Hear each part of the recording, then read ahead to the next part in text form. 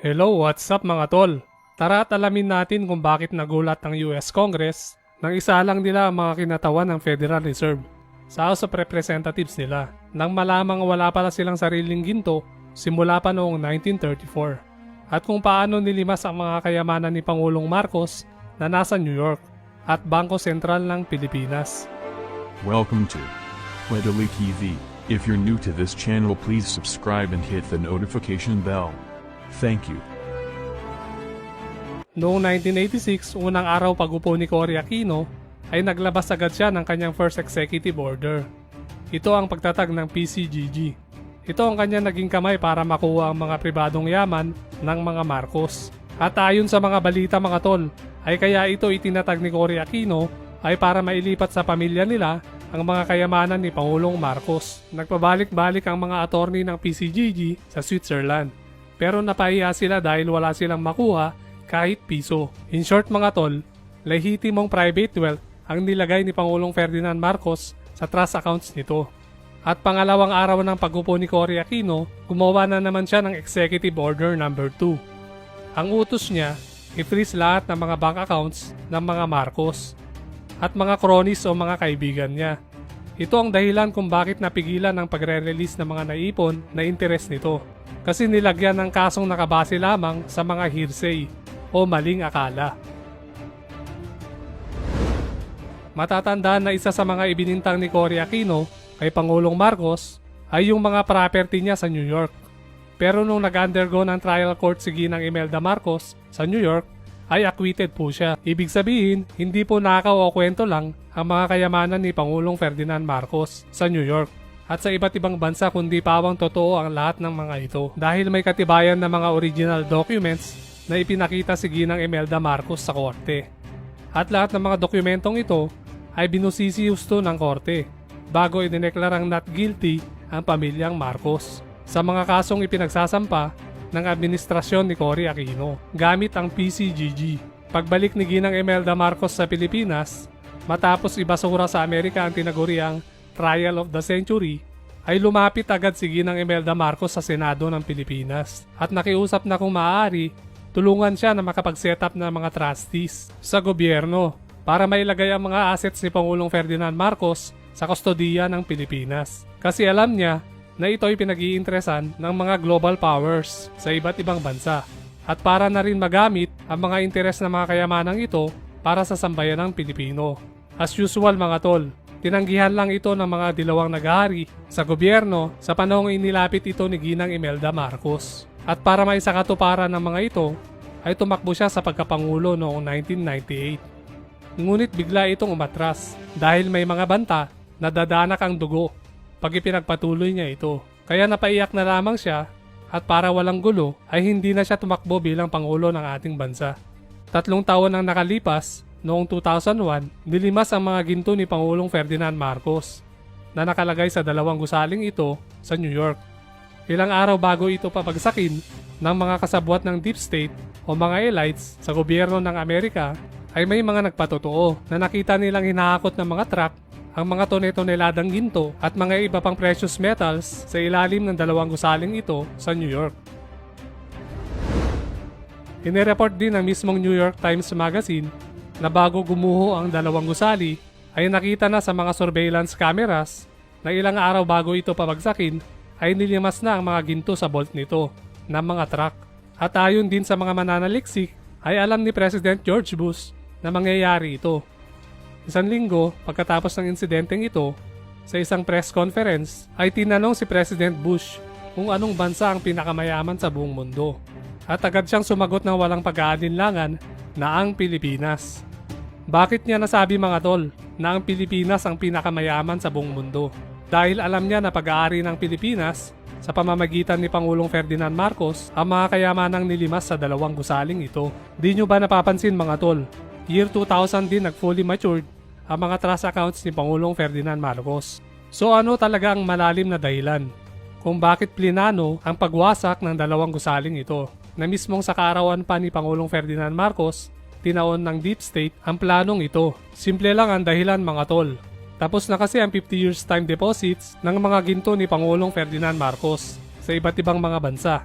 simula 1950s hanggang year 2000. Ibig sabihin, dapat na magsipagbayad ang mga bangkong ito ng mga interest o return on investments na kinita ng mga asset accounts ni Pangulong Marcos simula pa noong 1950s. At take note mga tol, 1965 lang naging presidente si Pangulong Ferdinand Marcos.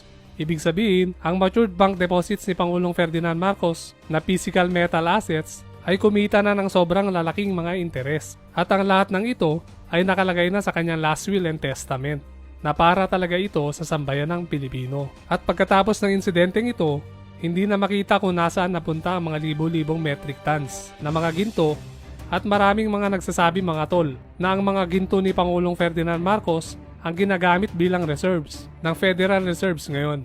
Sa mismong video na ito, makikita natin na umamin ng Federal Reserves na wala silang mga physical na mga ginto simula pa noong 1934. Gold certificates lang ang ginagamit nila o mga perang dolyar na papel na nakalagay lang sa certificate ang value. The Federal Reserve does not own any gold at all. We have not owned gold since 1934. What appears on our balance sheet is gold certificates. At ayon din sa website mismo ng Federal Reserve, inamin nila na wala talaga silang sariling ginto simula pa noong 1934. Na ang mga ginto na kanilang ginagamit ay property ng iba't ibang account holders ng US government, central banks, at foreign governments. Ayon sa website nila, ay 5% lang ang ginto na galing sa Amerika. At ang 95% sa mga ito ay galing sa iba't ibang bansa na inilagay lang o ipinagkatiwala lamang sa kanilang kustodiya. Isipin nyo mga tol, ang Federal Reserve ang tumatayong central bank ng buong mundo dahil lahat halos ng commercial banks ay may account sa kanila at kontrolado nila ang ekonomiya ng lahat ng mga bansa. Pero wala pala silang sariling mga ginto. Ibig sabihin, ang totoong nagpapatakbo ng ekonomiya ng buong mundo ay walang iba kundi ang mga account holders o mga may-ari ng mga gintong ito. Sa mga hindi po nakakaalam, ang Federal Reserve ay pag-aari ng mga pribadong pamilya na tinatawag na elite. At hindi po ito pag-aari ng gobyerno ng Amerika. Kaya nga magtataka kayo, pati Amerika ay may utang sa Federal Reserve ng mahigit $20 trillion. Kaya nga si President Donald Trump gusto niyang buwagin ang Federal Reserve para maibalik sa kamay ng bawat gobyerno ang kapangyarihang mag-imprenta ng sarili nilang mga currency na nakabase sa value ng kanilang mga national assets o gold reserves. At pagkatapos limasin ang mga gintong ito ni Pangulong Ferdinand Marcos sa New York, ay nilimas din ng Administrasyong Aquino ang 3,500 metric tons na mga ginto ni Pangulong Marcos na nasa Central Bank ng Pilipinas. Ang Integrated Bar of the Philippines member, abogado na si Fernando Perito at ang dating tagapagsuri ng Bangko Sentral ng Pilipinas na si Rogelio Cantoria ay nagsampa ng kasong pandarambong at graft laban kay dating Pangulong Benigno Noynoy Aquino III at 6 pang opisyal sa kanyang administrasyon. Kasama dito ang dating Justice Secretary Leila de Lima, dating Interior Secretary Manuel Marroas II, Bangko Sentral ng Pilipinas Governor Amando Tetangco Jr., dating Finance Secretary Cesar Purisima, Chief Dealer ng Treasury Department na si Lorelei Fernandez at Senador Franklin Drilon para sa umano'y pagpapadala ng 3,500 metric tons o $144 billion na halaga ng mga ginto sa Thailand na nagmula sa Bangko Sentral ng Pilipinas na inaprubahan ni na Aquino, De Lima, Rojas, Tetangco, Drilon at Purisima ang sertipikasyon ng pagpapadala sa Thailand noong Disyembre 2014 at ito ay nakarehistro sa ilalim ng pangalan ni dating Pangulong Ferdinand Marcos. Noong 2014, ang 1 ounce ay nagkakalaga ng $1,181 at ang 1 metric tons is equivalent to 35,000 ounces. At ang tinangay naman ng Administrasyong Aquino ay nasa 3,500 metric tons. So aabot po ito ng mahigit $144 billion o mahigit 7 trillion pesos.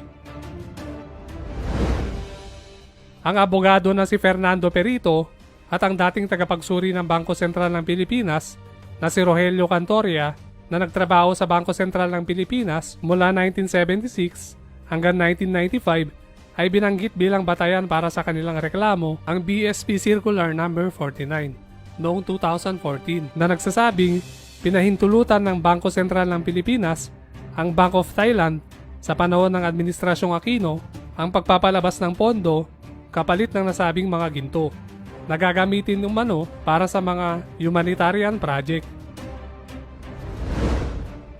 At marami ding nagsasabi mga tol, nagagamitin sana ang perang ito para maging pondo ng mga dilawan noong nakaraang presidential election.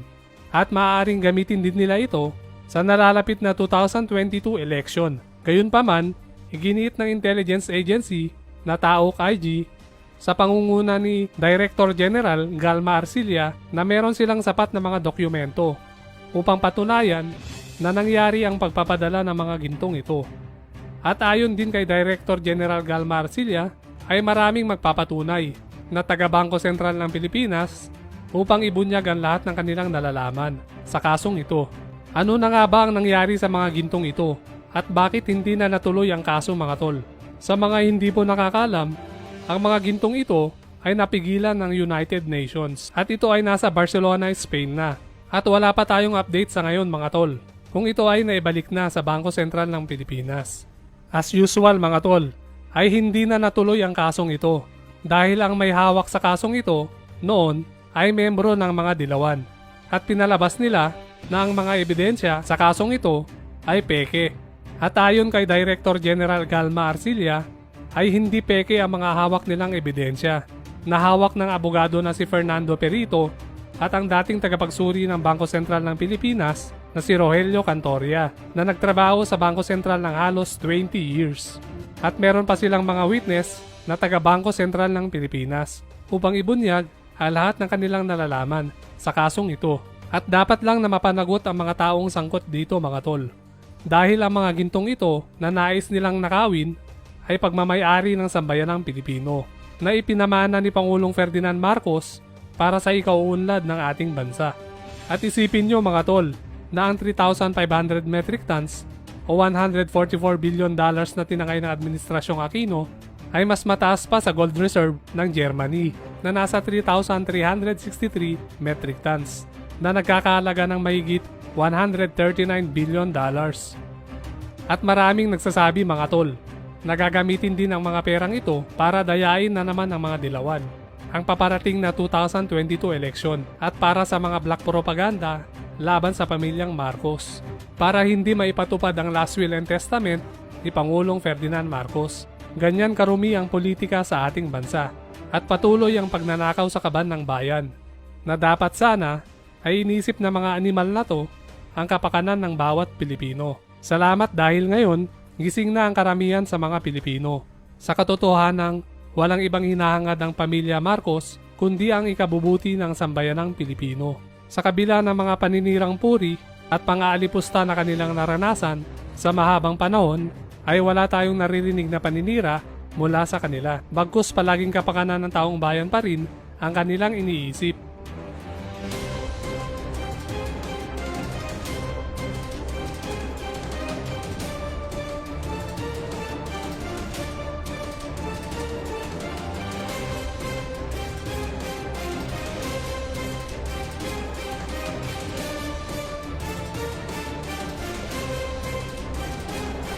Mga tol, maraming salamat po sa panonood. Pakishare po ang bidyong ito para malaman ng sambayan ng Pilipino ang katotohanan. God bless po sa ating lahat.